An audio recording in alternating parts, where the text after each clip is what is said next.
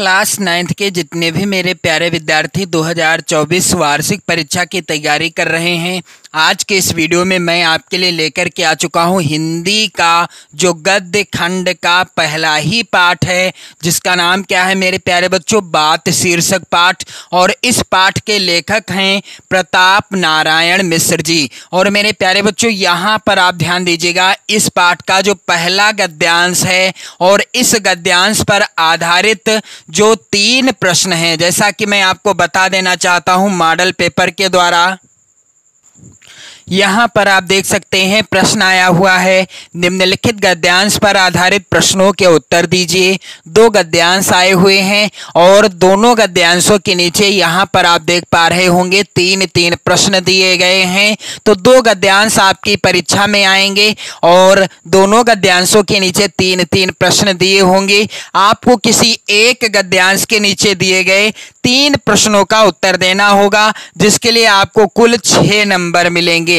और इसीलिए मैं आपको हिंदी काव्यखंड तो पढ़ा ही रहा था, हिंदी काव्यखंड से रिलेटेड वीडियो आपको मैंने प्रोवाइड ही कराए थे। अब मैंने सोचा कि क्यों ना हिंदी का जो गद्य खंड है वहां से भी वीडियो आपको प्रोवाइड कराए जाएं। तो बात शीर्षक पाठ का यहाँ पर आप ध्यान दीजिएगा, पहला जो गद्यांश है जो कि इस प्रकार से है, यदि हम वैद्य होते तो कफ और पित्त के सहवर्ती बात की व्याख्या करते तथा भूगोल वेत्ता होते तो किसी देश के जल वात का वर्णन करते, किंतु दोनों विषयों में से हमें एक बात कहने का भी प्रयोजन नहीं है।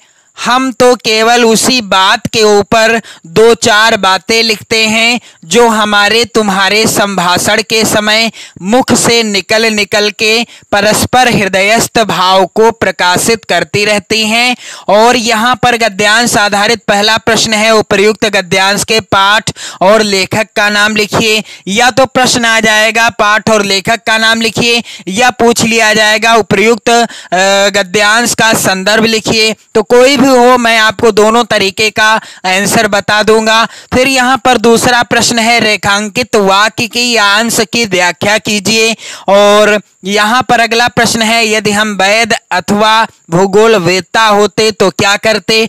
और इस तरीके का जो प्रश्न आएगा आपको गद्यांश में ही उत्तर मिल जाएगा। कैसे आपको करना है मैं यहाँ पर बताना चाहूंगा कि यहाँ पर जो 4 नंबर लिखे हैं यह प्रश्न भी अब 2 नंबर का आता है और कुल 6 नंबर आपको मिलते हैं जब आप किसी एक गद्यांश के नीचे दिए गए 3 प्रश्नों का उत्तर दोगे। तो सबसे पहले आपको करना क्या है, गद्यांश का जब आप यानी गद्यांश आधारित प्रश्नों का जब उत्तर देंगे तो इस तरीके से गद्यांश के शुरुआत के शब्दों को और लास्ट के शब्दों को जरूर लिख लेना। जैसा कि यहाँ पर मैंने लिखा हुआ है, यदि हम वैद्य होते, फिर डॉट डॉट कर दिया है, फिर रहती है, लास्ट के शब्दों को लिखा है, फिर इसके बाद संदर्भ हेडिंग डाल दी है। और मेरे प्यारे बच्चों, प्रस्तुत गद्यांश हमारी पाठ्य पुस्तक हिंदी आप काले पेन से लिख देना कि गद्य खंड का भाग है, इसलिए गद्य खंड लिख दिया जाएगा और काले पेन से लिखा जाएगा।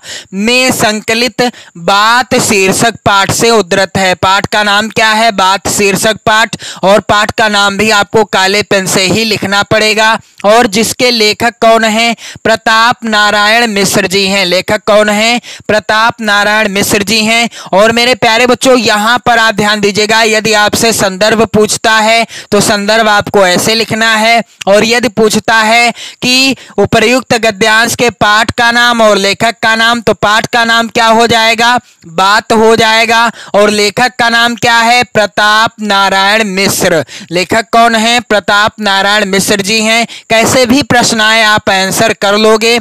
इसके बाद यहाँ पर मेरे प्यारे बच्चों अगला प्रश्न है, रेखांकित वाक्य की या अंश की व्याख्या कीजिए। तो यहाँ पर रेखांकित अंश क्या है कि हम तो केवल उसी बात के ऊपर 2-4 बातें लिखते हैं जो हमारे तुम्हारे संभाषण के समय मुख से निकल निकल के परस्पर हृदयस्थ भाव को प्रकाशित करती रहती हैं। तो इस तरीके से रेखांकित अंश की व्याख्या आपको हेडिंग डाल देना है। और क्या हो जाएगी व्याख्या, लेखक कहता है कि यह बात वह शब्द है जिसे हम संभाषण या बातचीत कहते हैं। व्याख्या में आपको करना क्या है, थोड़ा सा शब्दों को बढ़ा चढ़ा के लिखना है, यानी विस्तार से लिखना है थोड़ा सा, और इस बात के द्वारा ही हम अपनी भावनाओं को प्रकट करते हैं और अपने विचार दूसरों को समझाते हैं। तो यहाँ पर रेखांकित अंश की व्याख्या इस तरीके से हो गई।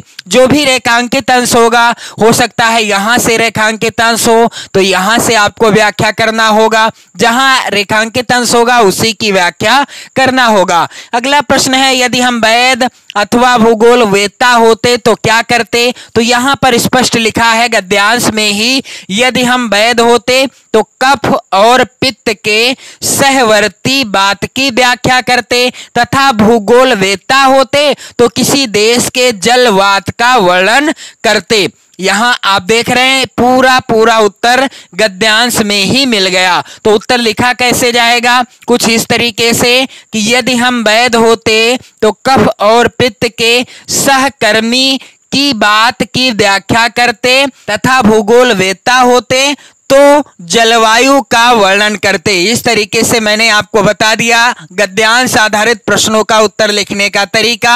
और मेरे प्यारे बच्चों, आप सभी लोग वीडियो को ज्यादा से ज्यादा शेयर कर देना, वीडियो को लाइक कर देना, अपने प्यारे प्यारे कमेंट भी करते रहना। और आपसे एक और निवेदन है कि हिंदी का जो काव्य खंड है वहां से भी वीडियो मैंने प्रोवाइड कराए हैं। यदि आप अपनी नोट्स बनाना चाहते हो वीडियो के माध्यम से और साथ ही साथ अच्छी तैयारी करना चाहते हो हिंदी विषय की, तो आप चैनल की प्लेलिस्ट में जाओ, वीडियो के माध्यम से आप अपनी नोट्स बना पाएंगे। और आपसे निवेदन है, आप कमेंट करके बताओ कि आप किस जिले से चैनल पर पढ़ाई कर रहे हैं, जल्द से जल्द बताइएगा। तो पढ़ते रहें, मस्त रहें, स्वस्थ रहें, और मैं इसी तरह से आपकी तैयारी कराता रहूंगा। हिंदी काव्य खंड, हिंदी गद्य खंड, मैं आपके लिए ऐसे वीडियो प्रोवाइड कराऊंगा जो आप अच्छे से समझ पाएं और साथ ही साथ अपनी नोट्स भी कंप्लीट कर पाएं। तो आपका डबल फायदा होगा यदि आप चैनल को सब्सक्राइब करते हैं। तो पढ़ते रहें, मस्त रहें, स्वस्थ रहें। जय हिंद।